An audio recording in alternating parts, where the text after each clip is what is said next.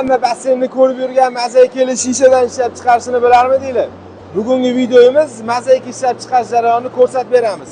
Videoni oxirigacha ko'ringlar. Qani ketdi. Mana bu shisha mana apparatimizga solinadi, drabilka deyiladi. Ichidan aylanganda shisha kuxu holatiga keladi. Kuxu holatidan olib turib, uni keyin press stanokimizga yuboramiz. Mana bu ko'rishingiz mumkin, shishani drabilkadan o'tkazib, kuxu holatiga keltirilgan varianti bo'ladi. Bu buni ichiga solinadi. Keling. Bu press apparatimizdan shakl holatiga keltirib chiqarib beradi bu yoqqa. Mana bu yerda ko'rishingiz mumkin, bu yerda ustiga kraska rang beryapti. Hozir ko'k rang sepilyapti ustiga. Pechkamizning uzunligi 18 metr bo'ladi.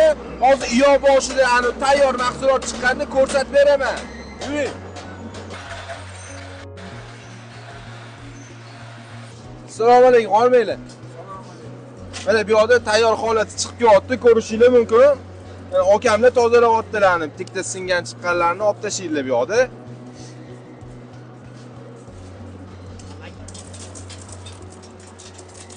Mana bu tayyor mahsulot, mana chiqqani ko'rishingiz mumkin. Bu issiq bo'ladi. Bunday qilishni maslahat bermayman lekin.